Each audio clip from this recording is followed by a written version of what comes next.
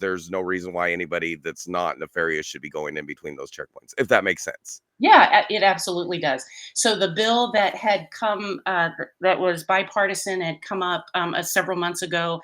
I think would have added border agents to the border and added because they are way overworked, and would have added justices to the system for people to be processed in a more in a faster, more efficient method. But that bill didn't pass, and Right. But do you know why the bill didn't pass? no, tell Because me. even Democrats voted against it. Okay. It codified the release of at least 1.8 million illegal immigrants into the country every year. Hmm. The additional border patrol agents were earmarked for processing asylees. And we already know that according to US law, most of the people don't even qualify to apply for asylum. And that's just the way the law is written. Now, whether or That's not that needs to be changed, that's the US Congress needs to take care of that. But as the law is written, they don't qualify. hmm And they just wanted more patrol to process more people.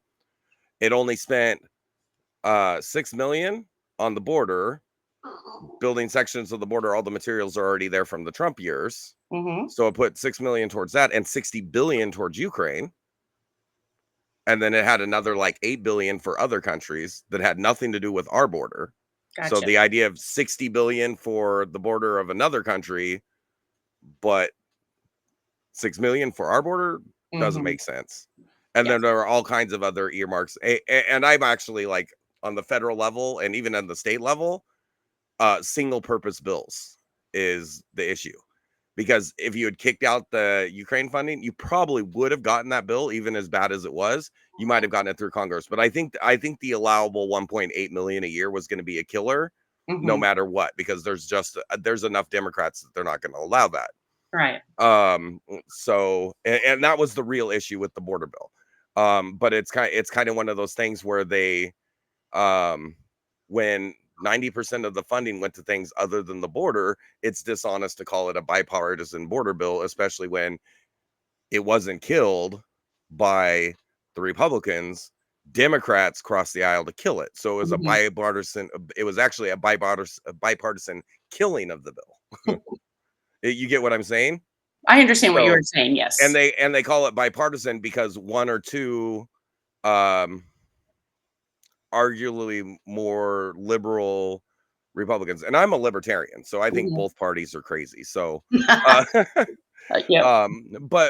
the Democrats got one or two Republicans to join in on writing the bill because they got a couple earmarks for things that they wanted, Yep. and that's why all these bills look so sloppy is because they don't actually get support for the bill. They get people to sign on by giving them something they really want. Mhm. Does that make sense? Not because it's a good bill, but because they get a priority of theirs. I understand what you're saying, absolutely, Yeah. and I will agree. I am more in the middle, in terms of I think this is a really complex issue that I want to learn more about, and I want to surround my people with opposing views so that I can see a big picture about that because I want to help and support, and I certainly want to protect Texas and American citizens. I don't have the answers, unfortunately, and while this topic is incredibly important, it is not one that I am as well versed as I intend to be moving forward. Yeah, and you are running for a Texas state senate seat and Yeah. kind of like the Texas law, unless you were to work on changing that, the Texas law is kind of already like set, Hmm. and where they're taking their action is actually based on the failure of the federal government Hmm. to actually act. So that's kind of still out of the hands unless the federal government starts acting, in which case Texas wouldn't have a right to act. But until the federal government does, they kind of have that authority. Sure. So we'll go ahead and move on to energy and the environment because Texas has a whole lot of both. Yes. Um, and most people don't realize we have the whole largest state, Mhm. or the second largest state. I Second one, mean, right. I lived in Alaska for 7 years, and we used to joke that we were going to cut Alaska in half and make Texas the third largest state. But anyway, but it is huge. It does have a lot of wildlife and nature areas, and at the same time, it's got a whole lot of energy, which does drive the economy in Texas. and actually makes it so we're like the cheapest place in the country for energy expenses. Mhm. So, but we do also have like some issues with our electricity production in cold weather because after billions were allocated to weatherize our power plants, the weatherization wasn't done.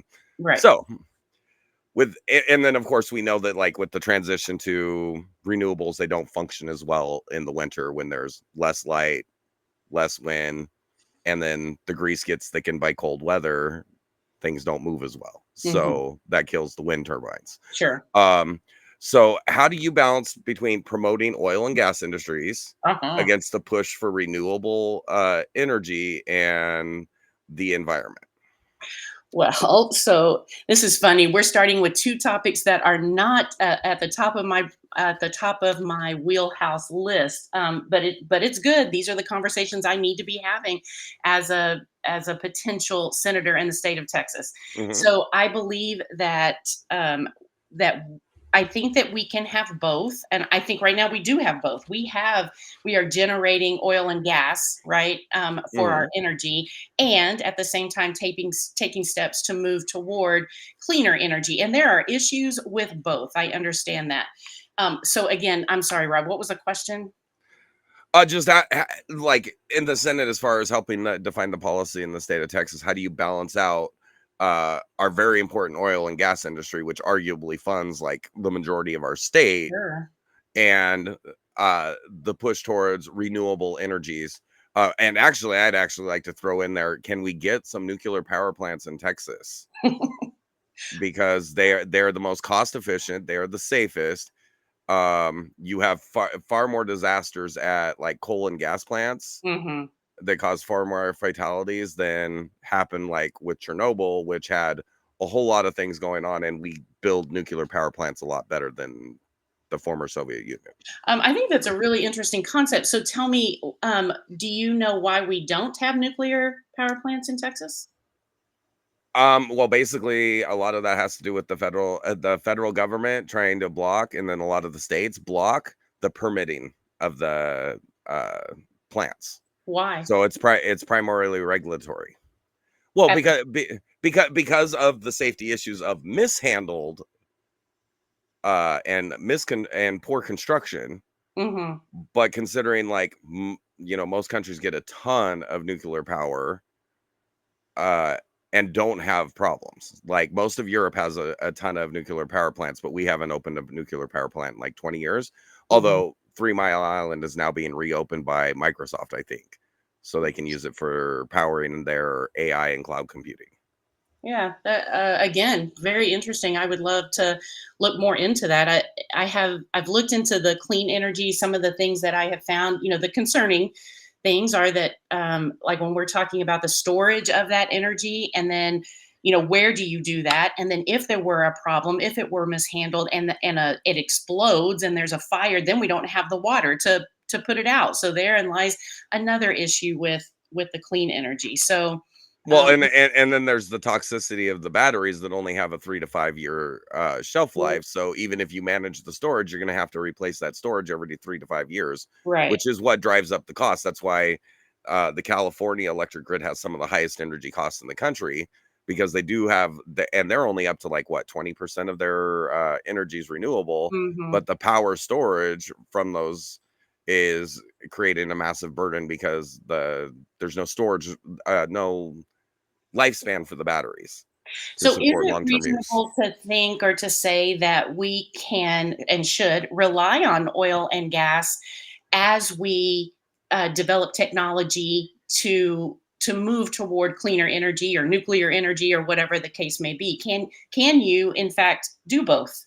Yeah, and would which is for a senator that's gonna represent me, I would want them to be looking at a balanced approach because we can safely do nuclear power. We've got dozens of nuclear power plants in the country that have never had a problem. Hmm. Um, and Texas does have enough like completely like unpopulated areas we could find safe storage for nuclear waste in Texas. And we have enough areas where there is no underground water table, so we could even do like underground storage without risk to contaminated water sources. So I think, yeah, if we get people in that are like balanced approach at looking at things, and Mhm. not just taking the propaganda on one side or the other. Because that, I mean, that was the biggest issue with nuclear powers. There's a lot of propaganda about it, and people like point to a problem here or there and then ignore all the successful applications. Right, and in that, I would say, I on the off the top of my head, I consider this honestly, I'm gonna be really vulnerable here as a candidate. I consider this a weakness of mine, much like immigration, just because it is a federal issue and it's in an area that is not here, so I don't see it on a daily basis other than through the media. And you kind of have to take that with a grain of salt, depending on who you're watching, or maybe a grain of salt, no matter who you're watching. But Okay. As a nonetheless, Democrat, I already love you because you said through the media you have to take it with a grain of salt. You have to like check and recheck and triple check anything that comes out of the mainstream oh, media. dude, I research everything, and from a lot of different sources, because perspective is everything, and Mhm. people's perceptions are realities, and that I find that the truth is usually somewhere in the middle between what you're seeing on both sides. And so with the energy, I would say the same thing. This is not my area of expertise. So I will revert back to my comfort zone as a school principal. What I would do in situations like this, I don't have all of the answers. So what I Mhm. do is I surround myself with people who have experience and perspectives on nuclear energy, oil and gas, and clean energy, and try to get as much information as I can, and then and talk to both sides, so that I am learning a ton from you, and I really appreciate that today. I love this. So I think those conversations are important. So I think my strength, what I think is my weakness, is actually a strength. I think that I am not closed minded to any side. I think you get all of the information you possibly can, and then you make a decision or decisions based on what is best for communities. Absolutely.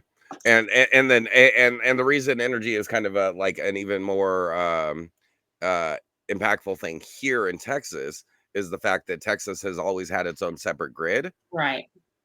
And because of a failing that we had 3 years ago, and then like 6 years ago Mhm. during extreme cold, that's like we get that like twice every 10 years. Right. And so the panic reaction is now we're gonna connect our energy grid in Texas to the rest of the power grid, but that means that our electricity is going to be for sale in the rest of the country, which is going to take us out of being the cheapest energy market in the country, Mhm. because now everybody's going to be bidding on our power as well. Yes. So that I consider an issue. And then like, you know, transmission capacity across lines in cold weather, there's a decrease there as well. So there's a lot of issues with like connecting to the national grid. Mhm. Um, and not addressing the fact that the real problem was these plants were not weatherized. Right. And So I they mean, continue to be so. exactly. And that is the issue, is like Mhm. just that they weren't weather-wise. And considering we're such an energy rich country, I think we should be, or an energy rich state, we should be able to insulate and heat our plants Sure. so the turbines don't freeze up when it's cold. So, Yep. Agreed. okay. So as far as uh economic development, like we do have growing economies. We got, oil and gas, but we also have a growing level of technology, and we've got, SpaceX now doing their Mhm. rocket launches. But what would your approach be towards spurring growth in Texas without picking winners and losers, if you will? Because I have a concern every time uh governments, whether it's state or national, start getting too much into promoting activity to where they end up giving handouts to specific companies and not others. And if you've ever seen the state ledger for our payments in a fiscal year, there's a lot of questionable payments in there. So can you give me an example of one of those? $9 billion to Lockheed Martin. Ooh, as an abatement? I have no idea. I can't find any explanation why they got paid Yeah, it. right? Yeah. Yeah. Okay. So what is the question then? So how do we encourage growth, continued growth in the state, while simultaneously making sure that we're not doing government handouts to companies and picking who wins and loses? Yeah, again, I don't have the answers for that. Right? I know. Like you're probably wondering what the hell? Like why are you even on my show today? Um, I would say, you're right. We do want companies to come here, and Austin and San Antonio, I think, are two out of the top three job employment areas in the nation. And so I Mhm. think we just naturally, or because of that, not naturally, but because of that, have a lot of growth in the area, which causes its own problems and brings with it lots of advantages. But um, I, Yeah, well, okay, so tied in with that growth a little bit, mhm, it's still kind of economy, and there's a specific issue with it. mhm, We do have a lot of construction going on in Texas yes, God, to facilitate that growth. However, it's not going at the pace that hmm, the population's growing, which is why we're seeing like rapidly like increasing rental rates and hmm, home purchase rates. I mean, we're still one of the cheapest states in the country right. for buying a house, but that's quickly changing. And a lot of that has to do with regulation. So, like, would you be like opposed to looking at the building regulations to make it easier for people to build, and maybe even some restricting the ridiculousness of some of the local ordinances regarding building that kind of impede on people's freedom to do what they want to do on their land? Yeah, are you talking about like HOAs and taking away some of their authority, or are you talking about? No, I'm talking specifically um municipal and county ordinances that slow down the process for building even single family dwellings or multifamily dwellings. The regulatory burden to even start a project, it's Mhm. not as bad as it is in other states, but it's increasingly getting worse and worse and worse because every permit they can get you to file for, they get to collect more money. That's exactly right. And I would absolutely look into and support legislation that would decrease that kind of situation. I know that there are also, when we talk about home, specifically home prices, I think there's a lot of issue about lot sizes and how many homes can be built on a certain amount of property. And but then I also understand that the legislature just in 23, I think, passed a bill that said that the legislature has to give permission for local entities to be able to change their policies regarding the environment and water consumption. And so there's not local control in that regard. And so again, I think it sounds like a handoff, but god dang, just such a complex issue with so many hands in the pot that it's hard to tell who's stirring. Yeah, and to me, as a libertarian, like some people pull liberal out of it, but it actually stands for liberty. And as Mhm. a libertarian, I just like outright reject restriction on what I do on my land that I bought. Mhm. And that wasn't the case the first 150 years of our country. Right. You know what I mean? And Yeah. well, I mean, there can be some acknowledgement of some of the concerns. If you're building a multifamily dwelling, you need to have higher safety standards, Mhm. but you should be able to decide what kind of house you live on your property. Yet the state still regulates how many square footage you have to have in your house, for example. That's exactly right. Yep. I yep. I live in an area that has we have an HOA, we have those standards, and I understand the reasoning for that. I would prefer that my neighbors not have, broken down cars in their front yard. That is to my detriment if I ever want to sell my property. So where does my my need for security in that my property is going to retain its value versus the right of someone else to paint their house hot pink? So Exactly, yeah. exactly.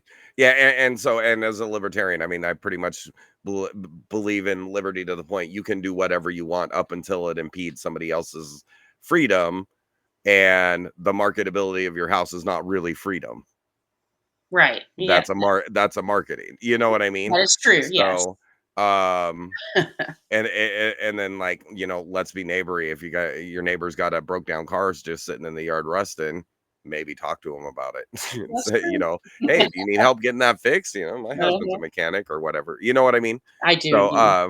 but yeah, and so that's kind of the issue because a lot of times, like my experience dealing with people that had to deal with that HOAs, a lot Mhm. of times even there, the violations of the HOA, um, they end up being because, like, an injury happens and they can't maintain their lawn, Yep, or, everybody gets stuck at work, but if you get stuck at work and you don't get home to get your trash trash cans can in off. time, you're getting fined by the HOA. And then on that, most of those rules of the HOAs were implemented before the people, um, joined the HOA, so they're actually being penalized for roles that they never even voted for, and then, like, I've even heard of some, like, HOA, I can't call them anything but HOA Nazis, where they try and threaten to, like, seize your house if they don't like what you're Yep. doing, and they'll, like, take a tape measure out and, like, measure your grass every day until they can fine you, like, it's ridiculous. Yeah, I will say that this is our first time living in an HOA area. We've lived here 2 years, and it has been a little bit of a struggle. We can't water our grass, I get that, because, of water consumption. At the same time, we got dinged because our trees died. So then we're facing $1,500 to replace the trees that, we're gonna put new trees in, and we get fined every month until we get those new trees in. And then we get the new trees in, and then we can't water them. So what the So heck? they're gonna die again. Yeah, But then exactly. again, so what are we supposed to do? And I absolutely understand the frustration about restrictions. I Yeah, also understand. and some of the cities, like, maybe not to that extreme, but some of the cities are doing the same thing to Yes. property owners. Yeah, And absolutely. yeah, and that's where, to my point, it's my land, I bought it. If I Mhm, wanna put up a 200-foot billboard, nobody should have any right to say anything about it. mhm. You know what I mean? Or I if I wanna do. or if I wanna build my house as a, old-styled wizard spire, I can do that, but it would never be approved in any city, you know what I mean? Yes, absolutely. So do you believe that there are places where there are no deed restrictions or restrictions on what you can do on your property. So would Yeah, it so be where my house is, Uh-huh. there is an HOA, and all it's for is the maintenance of the road. There's no deed restrictions whatsoever. I live in unincorporated county, so I had to go and pay $100 development fee, and I could do whatever I wanted. So I built myself a little tiny house in the woods. Gotcha. So now I'm out here at my fiance's house. We're getting married here in December, Congratulations. and out here we're way out in the sticks in a town of 250 people. Mhm. And but here, oh, this is one that just kind of came to mind. I keep forgetting about it. If you get to the Senate, can you please talk to the post office and find out why they think they don't need to provide mailboxes, or not provide, but to authorize and deliver to mailboxes in rural areas? We are Yeah. literally less than a mile from our post office, and they won't let us register a mailbox, Really? You have to go to the post office to pick up your mail? and we have to pay for a PO box. Oh, wow. Yeah, certainly. Absolutely. That is something that deserves attention because, And there's a lot of rural Texas, so I'm sure we're not the only yeah, ones that have that issue. Although here, the really rural places all get their mail delivered. But the how, people here that are closer to the city, we're told we can't have a mailbox in front of our house. So yeah. it's Yeah, weird. those are exactly that's the kind of thing that absolutely I would love to look into and try to figure out a solution to that. Mm. So now kind of moving on as far as like healthcare, there's a lot going on about Mm, healthcare. And obviously you can't really impact the national level, but on the state level, I think there's an issue of a limited amount of funds. I kind of believe that, like, Texas's responsibility is to take care of the citizens of Texas, mhm. and there is a lot of concern with those resources being stretched by people that are here illegally, and even legally, that didn't pay into the system but are now taking the resources. Right, I totally agree. I think I'm pretty.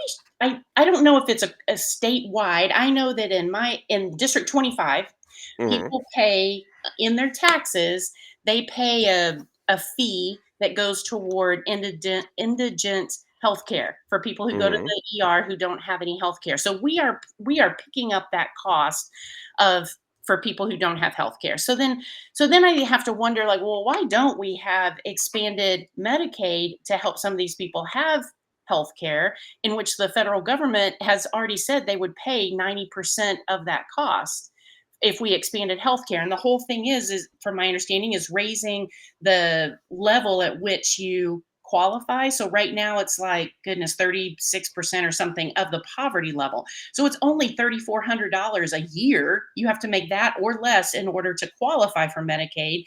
But if Texas would raise it to 126%, which I think is still a little bit of a struggle to maintain lifestyle on that amount of money, but nonetheless, then we would be able to expand healthcare, and the federal Well, government will pay 90%. So why aren't well, we? and then I do also have an issue about with the blanket approach like that based on Uh-huh. like percent of the poverty level, because while somebody in Houston or Austin or even New Braunfels there could not survive on $20,000 a year, Right. somebody who owns their home out in the country are under the poverty level but doing just fine on 20,000 a year.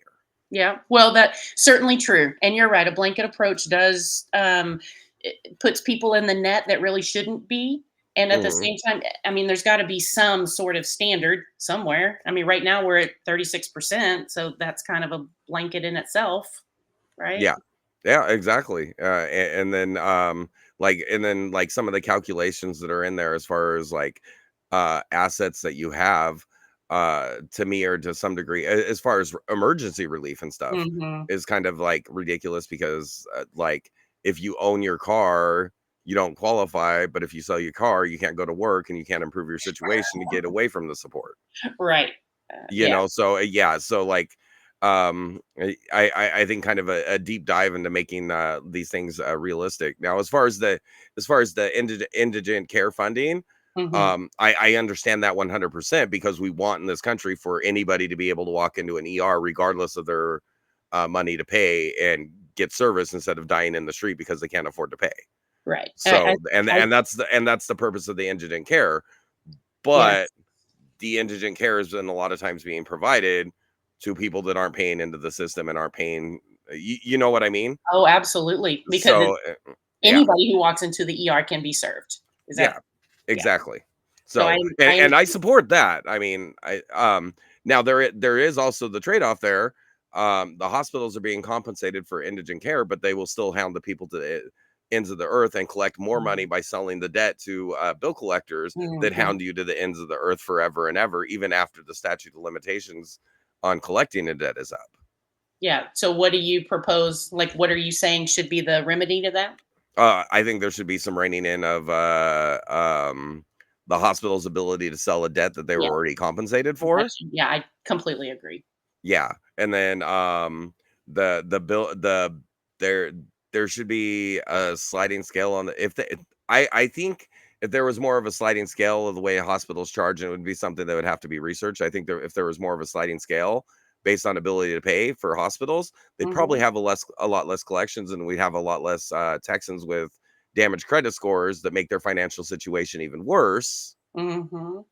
if they were more adjusted upon ability to pay and insurance and what have you, instead of charging somebody who makes, $400 a week, $600 for an ibuprofen in the Right. emergency room. That's for sure. And without having done any research, I think that idea is brilliant. Like, why don't we have a sliding scale pay system for healthcare? Yeah. I don't know. I think it's And, certainly something to consider. yeah, and like the argument that oh, the richer should pay more. Well, that would be a great application. So the Absolutely. people that make more money can pay more, and hospitals are ridiculous about collecting information. So I think Mhm. they should be able to input onto a more realistic sliding scale, and might make those funds in the indigent funds pools go further if we're not just throwing somebody because like somebody who makes $30,000 a year might be able to make payments on a $2,000 hospital bill, but they're not going to be able to make payments on a $20,000 hospital bill. Right. And so they end up defaulting and it goes to indigent. But if they were charging the actual $2,000 cost of providing that service, because the extra money was made up with higher income people getting elective surgeries and what have Mhm. you, if all that makes sense. Yeah, absolutely. I think you should be running for office. Actually, I'm gonna be running for, the US House of Representatives in '26. I love that for you. What do you can you tell me what district you're in? Pete Sessions' district. Okay, fantastic. Well, good luck Well, to you. his new district, he did such a horrible job. Colin Allred kicked him out of office, so he moved to Waco so he could take over the district of a retiring Republican, Wow, and then interesting. continued doing a bad job. So Yeah, to me, it's pretty clear he's going to win the district again, but uh-huh. not next time. Yeah, well, good for you. Are you worried about running as a libertarian just because the